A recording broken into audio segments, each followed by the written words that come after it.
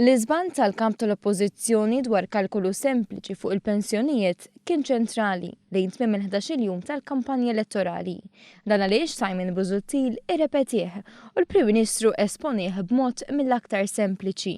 Iżda ejja naraw x'reġa' qal Busuttil f'ħal-qormi. Mhix ċajta 22 euro fil-ġimgħa aktar. Mhijiex ċajta 18,000 anzjan. Fuq Facebook Live li jagħmel ta' kuljum bħala parti mill-kampanja elettorali, il-Prim Ministru Joseph Muscat innota hekk. Il-ħabib tiegħi il-Kap tal-Oppożizzjoni qal li l-18,000 pensjonant ħajkun qed irid iżidhom 22 euro fil-ġimgħa, ġifieri jiġu 1,144 euro fis-sena. Tajjeb proset, saqsewh kemm tiswa din miżura. U Busuttil wieġeb 8,500,000 euro.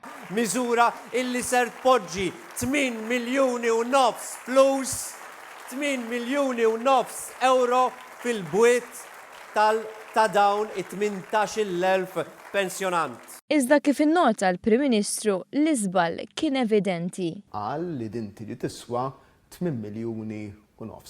Nistidinkom taqbdu calculator, tagħmlu 1144 u tagħmluhom times 18,000. U taraw ir-riżultat jekk jiġix 8 miljuni u nofs. Le, ma jiġix 8 miljuni u nofs.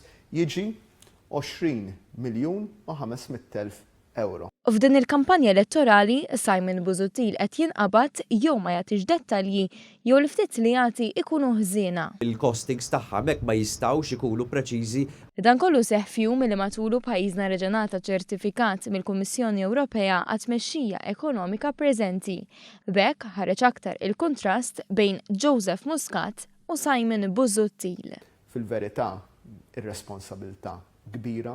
M'għandux idea sfortunatament dwar kif timxi l-ekonomija, m'għandux idea laqqas dwar il-kalkoli bażiċi ta' kif tmexxi il-finanzi tal-pajjiż. Min-naħa l-oħra llum il-Kummissjoni Ewropea qaltilna Malta's solid growth continues.